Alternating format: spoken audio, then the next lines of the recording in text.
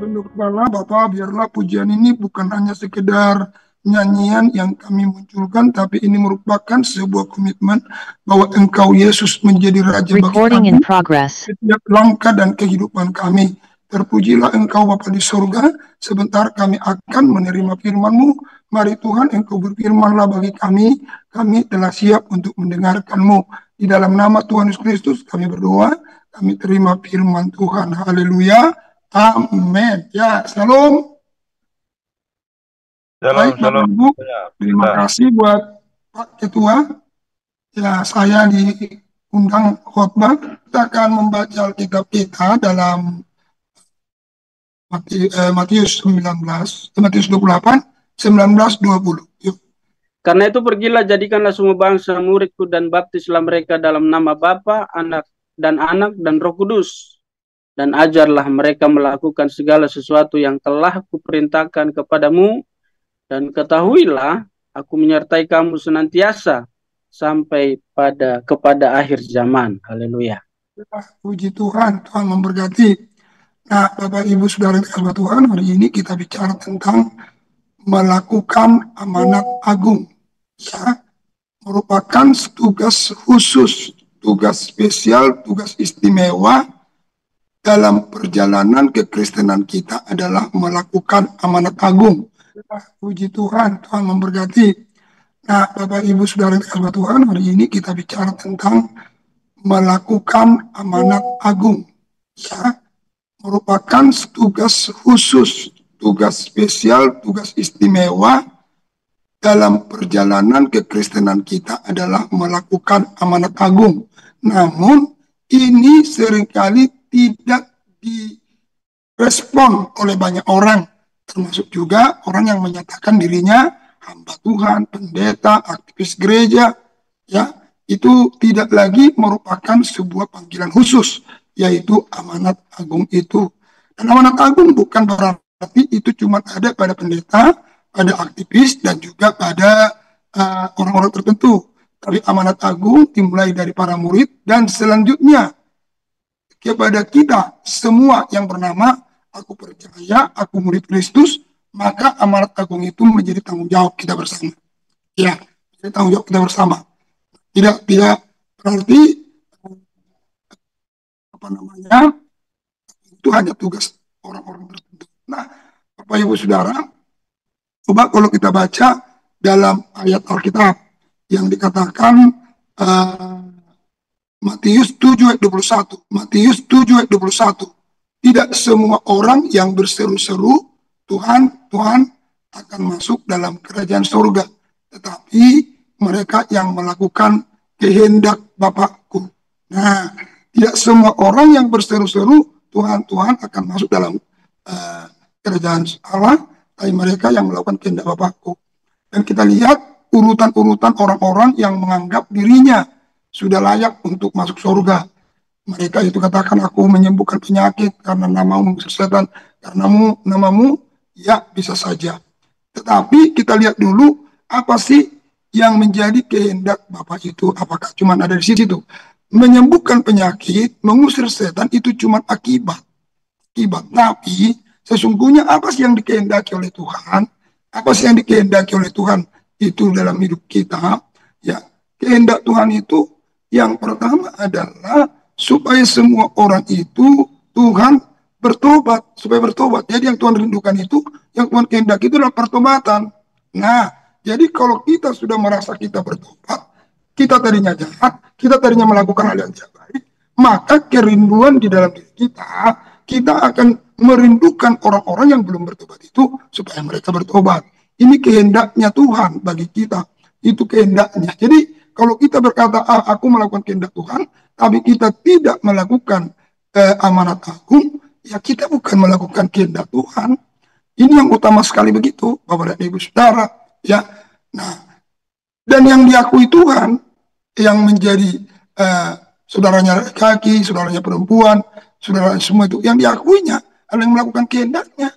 Ya, jadi kalau kita nggak melakukan kehendak Tuhan yaitu amanat agung itu, ya saya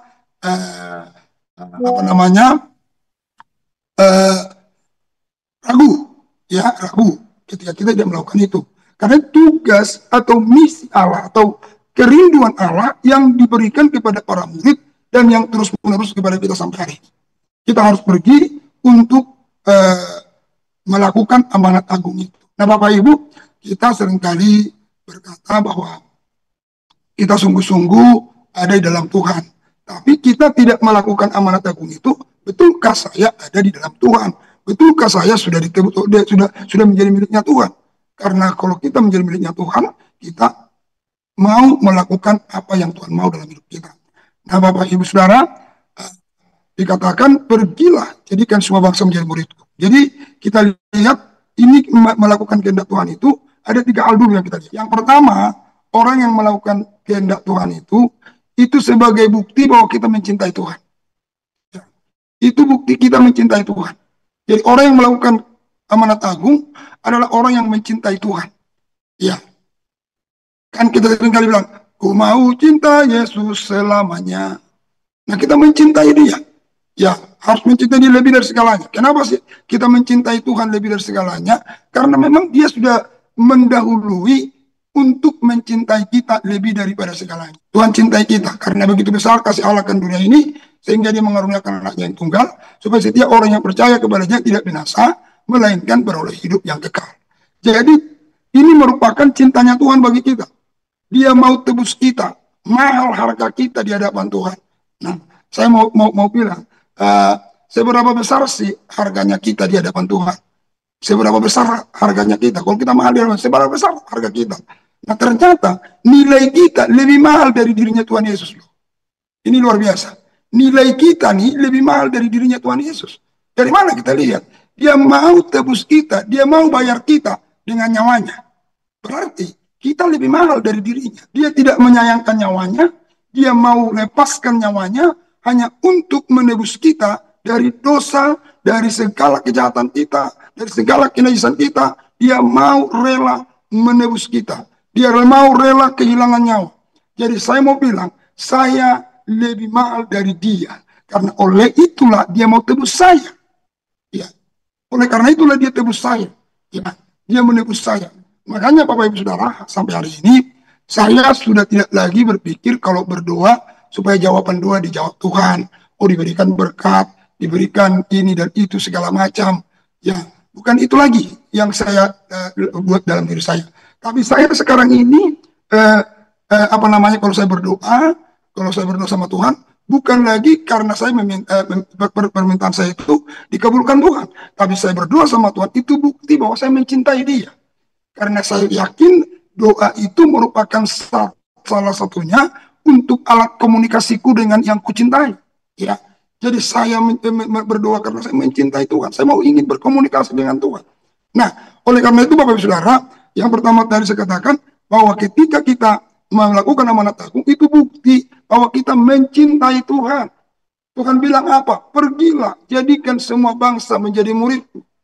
Nah, yang kita cintai, yaitu Bapa, sebagai sang mempelai laki-laki yang kita cintai dan yang sudah lebih dulu mencintai kita, dia ada pesan agung, dia ada amanat agung. Nah, kalau kita bukti kita mencintai dia, mau nggak kita pergi? Mau nggak kita taat kepada apa yang diperintahkan, yang kita cintai itu kepada orang yang berdosa, kepada orang yang belum terselamatkan. Nah, Bapak Ibu, saya bersyukur, saya melihat bagaimana kecerdasan yang Tuhan berikan kepada manusia. Luar biasa. Dari dulu saya mulai berpikir, gimana caranya ya? Pergilah, jadikan semua bangsa menjadi muridku. Sangat sulit rasanya. Apalagi kalau kita nggak punya uang, gimana cara perginya? Tetapi sekarang ini Tuhan sudah kasih kecerdasan kepada manusia melalui teknologi. Melalui teknologi.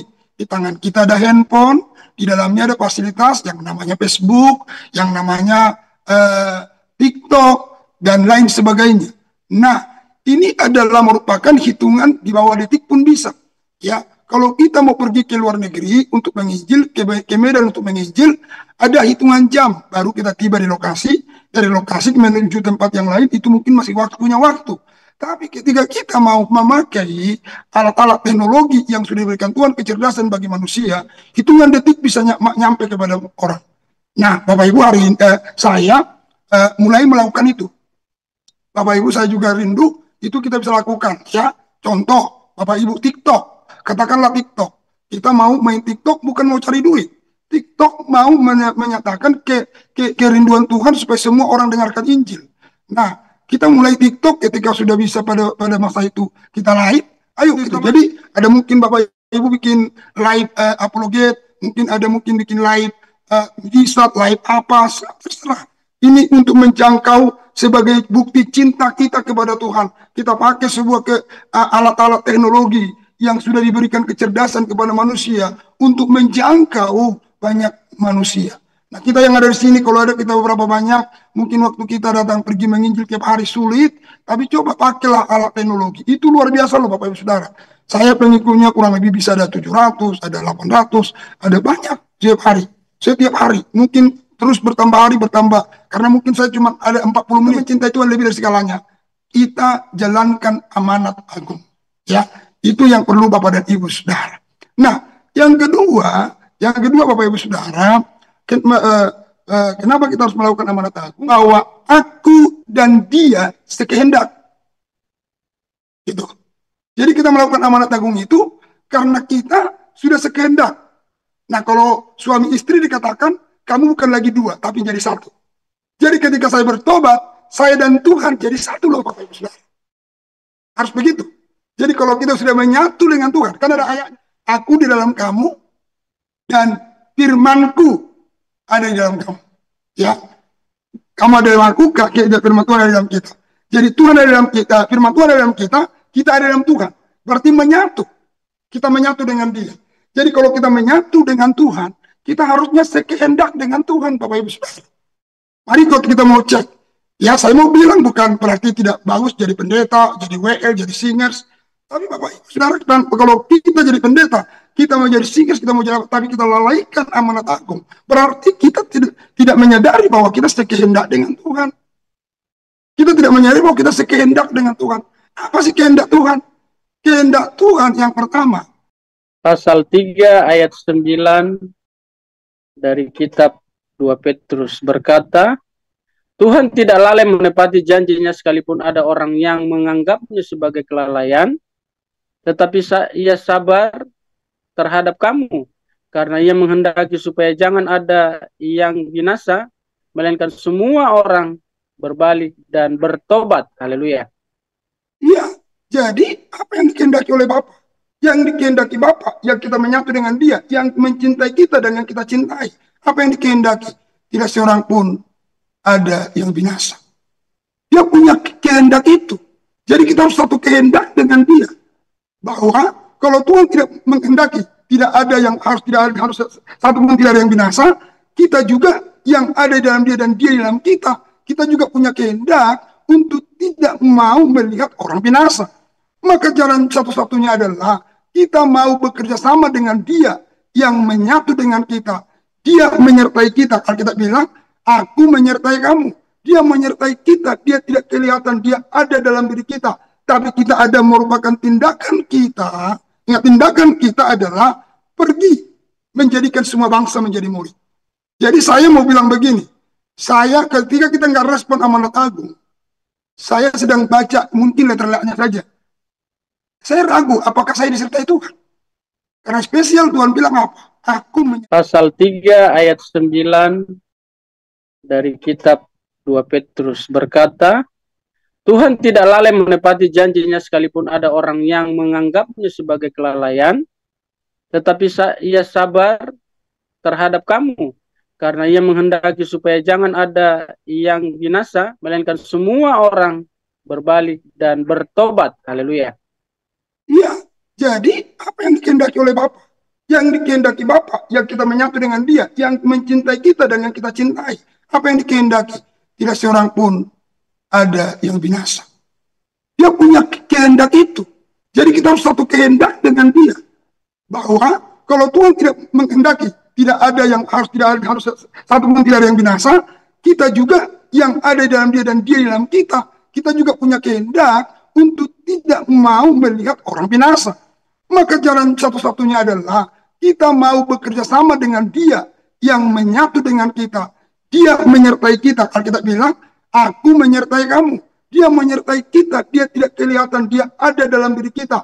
Tapi kita ada merupakan tindakan kita. Ingat, tindakan kita adalah pergi menjadikan semua bangsa menjadi murid. Jadi saya mau bilang begini, saya ketika kita nggak respon amanat agung, saya sedang baca mungkin letter-letternya saja.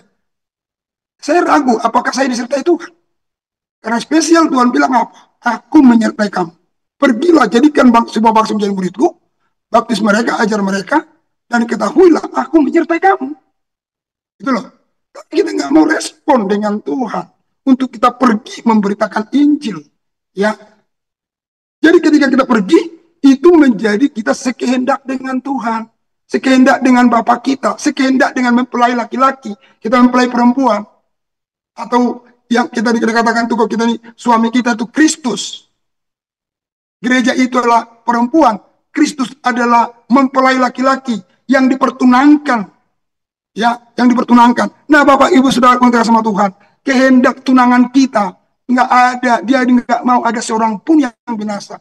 Kalau itu kehendak tunangan kita, itulah yang menjadi kehendak dalam diri kita. Maka saya katakan, kenapa kita melakukan amanat agung? Karena kita sekehendak dengan Bapa, sekehendak dengan Tuhan. Apa kehendaknya? Tidak merindukan seorang pun binasa. Itu yang kedua, Bapak. Itu yang bagian kedua, poin A-nya. Poinnya, apa yang dikehendaki oleh Tuhan? Lukas 14 ayat 23. Silakan dulu. Lukas 14 ayat 23. Ya. Silakan Pak Arios. Ayat 23 ya. Ya. Baik. Lukas 14 ayat 23 berkata, lalu kata Tuhan itu kepada hambanya, pergilah ke semua jalan dan lintasan, dan paksalah orang-orang yang ada di situ masuk, karena rumahku harus penuh. Ya, jadi kehendak Tuhan yang pertama tadi, dia punya kehendak jangan seorang pun yang binasa. Kehendaknya yang kedua adalah rumahnya harus penuh. Rumahnya harus penuh. Nah, makanya Tuhan bilang, mempelai laki-laki itu bilang dengan kita sebagai mempelai perempuannya, yang kita satu kehendak dengan dia, paksa mereka. Ya, dalam bahasa aslinya paksa itu anak kasuh. Paksa, ya, di anak kasuh. Jadi orang di anak kasuh dipaksa kata Alkitab. Nah, kenapa? Karena kita merindukan jangan sampai dia binasa. Jangan sampai dia masuk neraka. Nah, kerinduan ini ada enggak di gereja sekarang ini? Saudara, ini yang menjadi persoalan. Ada enggak kerinduan ini di dalam gereja mulai sekarang ini? Saat sekarang ini. Sudah agak sulit Bapak Ibu Saudara, gereja untuk melakukan itu. Gereja menginginkan gereja bagus, wah, menteren, dan lain sebagainya. Supaya, jadi gereja kita buat Jawa. Sebenarnya Tuhan nggak pernah merindukan gedung-gedung itu sebagai Jawa. Tapi kepada Petrus dia katakan, kamu akan menjadi penjala manusia. Ini yang menjadi penting bagi kita. Jangan sibuk untuk membuat sebuah bangunan yang tiada artinya. Tuhan tidak Tuhan bukan berarti tidak berguna, bukan berarti tidak penting. Ya, tapi jangan sibuk hanya di situ. Tapi kita melupakan pekerjaan yang khusus bagi kita, yaitu amanat agung. Ya, jadi oleh karena itu dua hal ini saya sampaikan kepada ibu saudara. Yang pertama, kenapa kita melakukan amanat agung? Karena kita mencintai Tuhan. Ya, karena kita mencintai Tuhan. Jadi bukti kita mencintai Tuhan, amanat agung. Ya, saya harusnya gini, turunannya gini Pak. Amanat agung, melakukan ini, melakukan itu turunannya. Jadi pendeta, jadi mungkin WL, jadi apa segala macam, itu turunannya harusnya.